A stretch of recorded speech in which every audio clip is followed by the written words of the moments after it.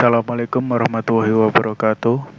Perkenalkan, nama saya Aling Gufron dengan NIM 2020 51042 dari kelas Keamanan Sistem B.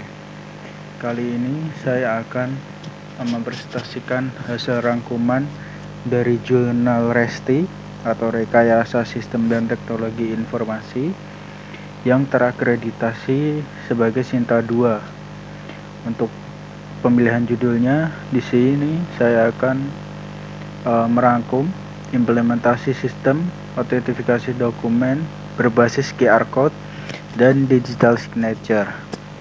Oke, kita masuk ke materinya.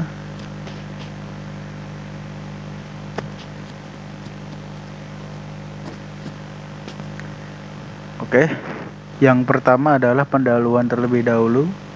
Dokumen merupakan hal penting untuk segala instansi. Jika dokumen tidak diberikan penjagaan secara baik, kehilangan data, bahkan pemalsuan data bisa terjadi dengan mudah. Terlebih dengan perkembangan teknologi yang saat ini, verifikasi manual menjadi kurang efektif, sehingga membutuhkan teknologi yang lebih mumpuni, seperti mengembangkan metode yang akan mengubah digital signature ke dalam bentuk quick response QR code. Proses verifikasi untuk menentukan keaslian dokumen kemudian dapat dilakukan dengan memiliki QR code yang terdapat pada dokumen tersebut. Tujuannya adalah untuk merancang dan mengimplementasikan suatu sistem autentifikasi dokumen yang menerapkan teknik digital signature dan QR code untuk menjaga keaslian dokumen. Dalam sistem ini, kita menggunakan SHA 256 dan algoritma RSA yang digunakan untuk membangkitkan digital signature. Lalu diimplementasikan juga dengan encoder dan decoder QR code, di mana encoder berfungsi melakukan pembangkitan QR code, sedangkan decoder berfungsi untuk memindai QR code dan melakukan proses verifikasi terhadap dokumen tersebut. Lalu di sini ada 7 part. Yang pertama adalah implementasi digital signature, kemudian proses encoding dan decoding QR code tersebut. Ketiga, algoritma SHA 256. Yang keempat, algoritma RSA. Kelima, implementasi sistem. Keenam, pengujian fungsionalitas sistem. Dan yang ketujuh, pengujian menggunakan dokumen. Yang pertama, kita implementasi digital signature. Implementasi digital signature dimulai dengan menginputkan data yang digunakan sebagai input dan fungsi hash yang akan menghasilkan suatu message JGS. Fungsi hash yang digunakan adalah SHA 256. Lalu, pembangkitan kunci publik dan kunci privat serta enkripsi. Enkripsi dilakukan menggunakan kunci privat dari hasil pembangkitan kunci, dan hasilnya merupakan digital signature. Pada tahap ini digunakan algoritma RSA. Yang kedua adalah proses encoding dan decoding QR code. Kita mulai dari pengertian terlebih dahulu. Encoding merupakan proses pengubah data ke dalam bentuk QR code dengan melalui beberapa tahapan. Di dalam encoding sendiri dibutuhkan tanda tangan agar QR code yang dihasilkan dapat dibaca oleh sistem dengan benar. Sedangkan proses decoding adalah proses menguraikan kode untuk mendapatkan informasi yang tersimpan pada QR code tersebut. Dalam pemindaian QR code membutuhkan alat, yaitu berupa kamera atau scanner. QR code tersebut dapat melakukan koreksi kesalahan dan pengembalian data pada saat pembacaan kode. Terdapat 4 tingkatan koreksi kesalahan dalam QR code, dan semakin tinggi tingkat koreksi kesalahannya, maka semakin banyak kerusakan yang dapat diperbaiki sebelum QR code tersebut menjadi tidak terbaca. Jenis QR code yang digunakan adalah QR code dengan kemampuan koreksi kesalahan atau error correction level H atau high, yang mampu bertahan terhadap kerusakan karena dapat mengkoreksi kesalahan sampai dengan 30%. Tahapan yang ketiga adalah algoritma SHA-256. Fungsi hash SHA-256 digunakan untuk menghasilkan messages dari sebuah pesan, message atau data. Yang keempat adalah algoritma RSA.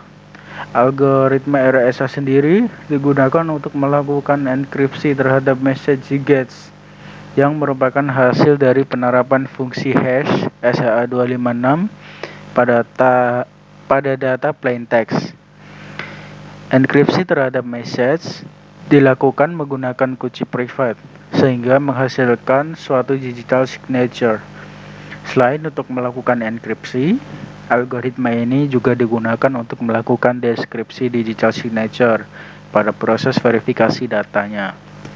Proses deskripsi dilakukan menggunakan kunci publik. Langkah-langkah dalam pembuatan digital signature adalah: pertama, pembentukan kunci publik dan kunci privatnya. Lalu dalam pembuatan digital signature menggunakan RSA, yaitu melakukan proses enkripsi dan proses deskripsi berdasarkan rumus. Yang kelima, implementasi sistem. Pada tahap autentifikasi dokumen berbasis QR code dan tanda tangan digital yang dirancang terhadap fitur-fitur utamanya, yakni input data sertifikat, kemudian pembuatan QR code, verifikasi dokumen,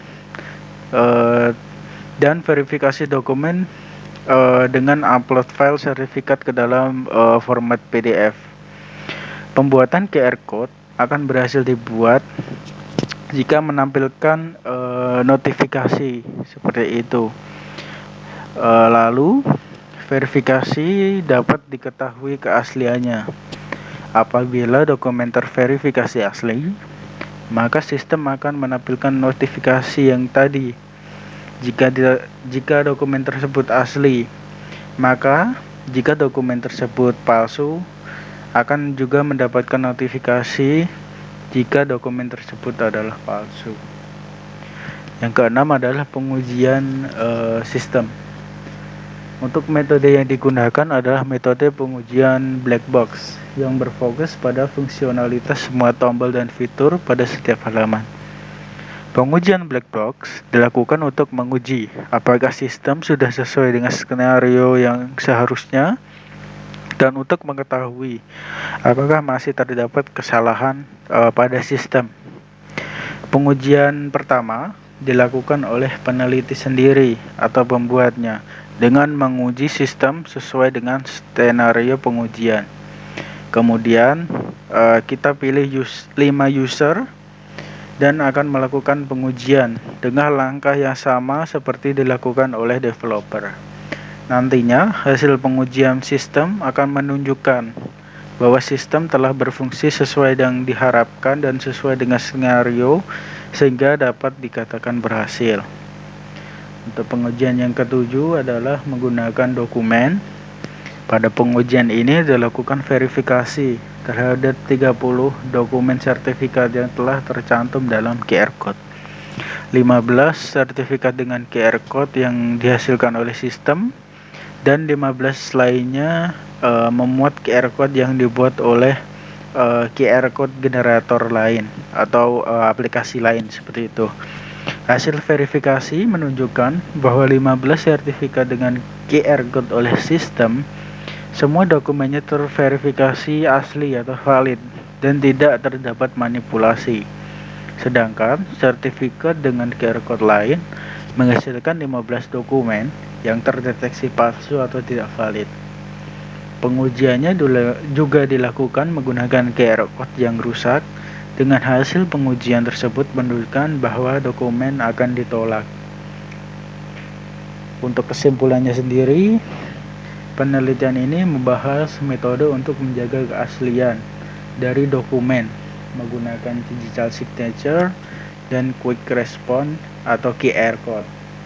Kemudian metode ini diimplementasikan pada sebuah sistem dokumen dengan melengkapi fitur QR code encoder dan decoder. Sistem notifikasi dokumen ini mempunyai fitur-fitur utama, yakni membangkitkan digital signature dan mengubahnya dalam bentuk QR Code, serta mencetak dokumen dan verifikasi dokumen.